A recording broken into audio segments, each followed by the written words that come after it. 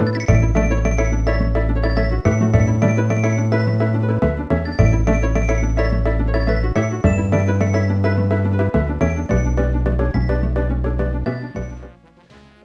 welcome back. Let's go ahead into the wall fortress. There's nothing off to the left, there's nothing up top, so just start heading right. And in this area we're going to be charged at by 3 guys with spears. And the first thing I'm going to do is try and get past these flame jets, because there is a switch on the other side to turn them off. And that'll make life a little easier, even though you can technically lure them into the flame jets and kill them that way. There is actually something in particular I'm trying to do, though. I'm trying to lure them over here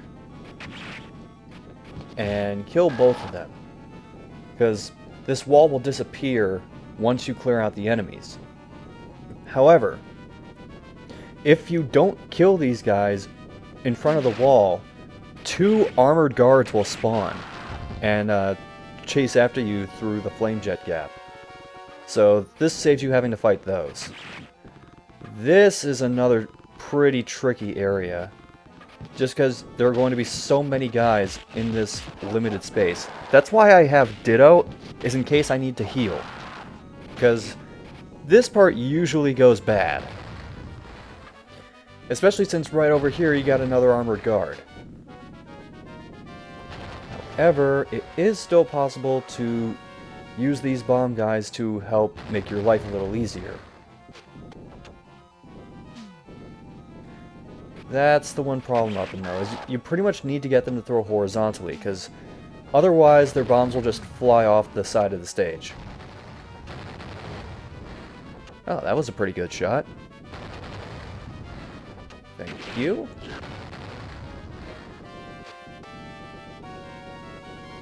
So this is what most of the area is going to be like, is having to complete, I guess you'd call them challenges, in order to move on to the next area. We're going to stay down here, walk between these boulders. The bottom boulder doesn't spawn sometimes until you get out to almost when you see the steps. And there's another tricky thing about this too, which is even though the wind's blowing horizontally to the left, it'll sometimes affect your ability to walk up the steps. However, if it does, it'll always stop you so that you're just barely in range of that one guy. And while you're standing on the staircase, the other one can't hit you, so why not take advantage of it?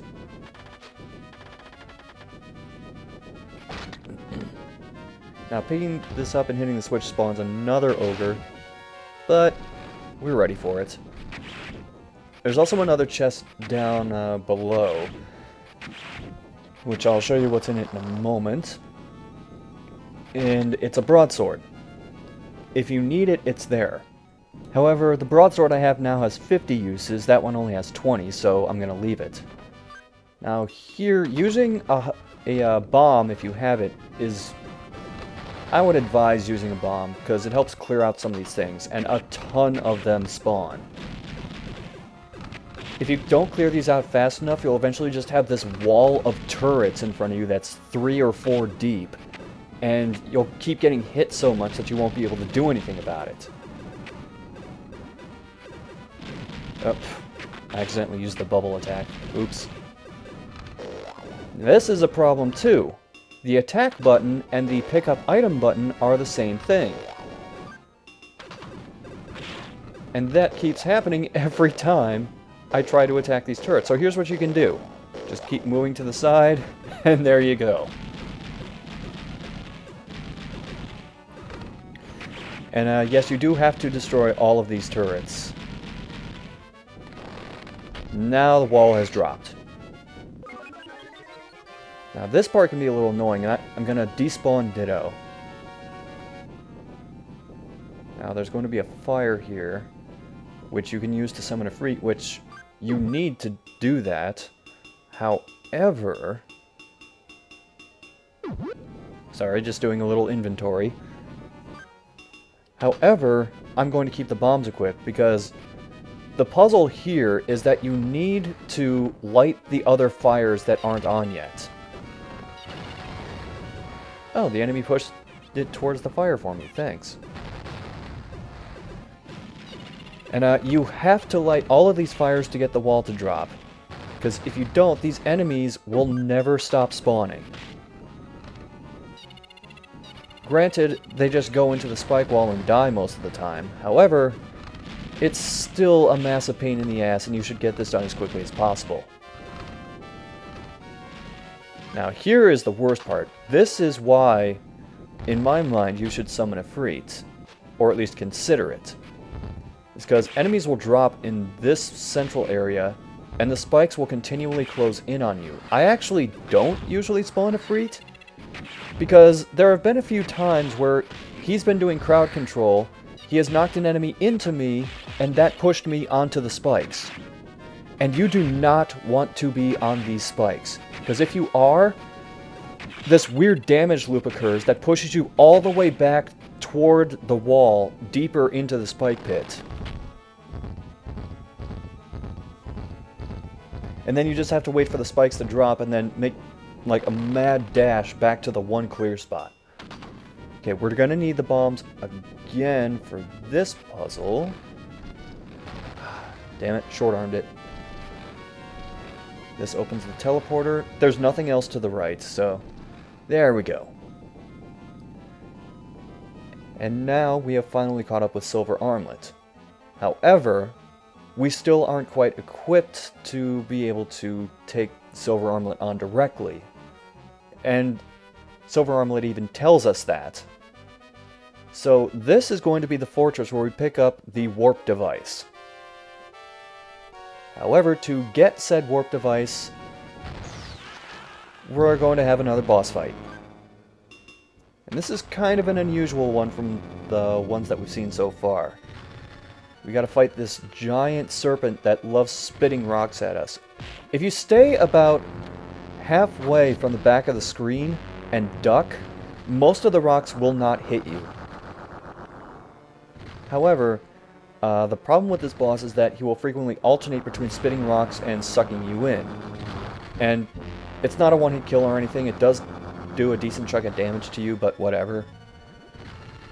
And the boss's weak point, and its only weak point, is that second mouth that comes out of its throat.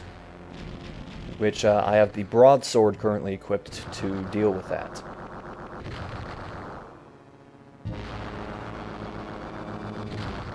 Now, what can be annoying about this fight sometimes is that sometimes he won't do that extra mouth attack for a really long time. Oh, damn it, messed up the timing. And yeah, the hallway just kind of ends. I guess they could only loop this so much, or this was a conscious decision to have the hallway just end and then the serpent kind of mills around 10 feet in front of you. That seems like a weird design choice. Maybe that's just me, I don't know.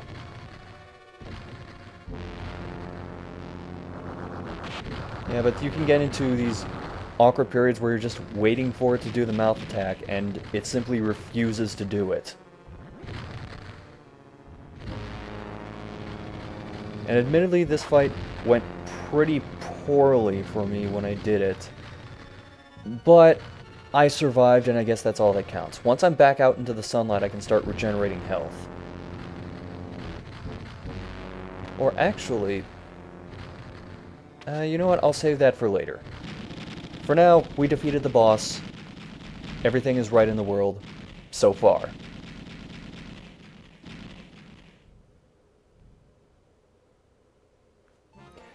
Okay, now time to get the warp device. Which, oddly enough, just looks like yet another armlet. And the warp device works on these glowing things in the ground. It sends us back here. Now we gotta get back out of the wall fortress. And, do you remember that glowing thing we saw on the ground outside of the entrance to the wall fortress? That is where we're gonna go. And, I missed the jump. Damn it. Oh, man. I was hoping I could just run past all of those bees, but, no such luck. If I hadn't messed up the jump, I probably would have made it, but this is where you gotta be. Sometimes the hit detection can be a little finicky with the warp device, so you just gotta experiment with different distances. But most of the time, so long as the ball of energy from the gauntlet goes directly over it in some way, you'll be fine. And I summoned Ditto to get a quick heal. And we don't actually have very far to go for our next destination. So I am going to just try and avoid some of these enemies.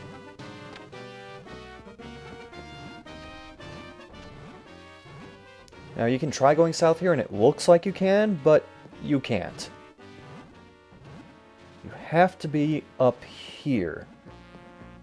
Now in this next section, you're going to see gargoyles flying around that try carrying enemies towards me, and I'm going to try and get through this as fast as I can.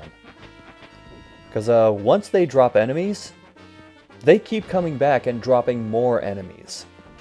So really the best thing you can do here is just try to get to the entrance of the next area as fast as you can, which it leads into the volcano, which I'm going to stop here for now, but next time, the volcano dungeon.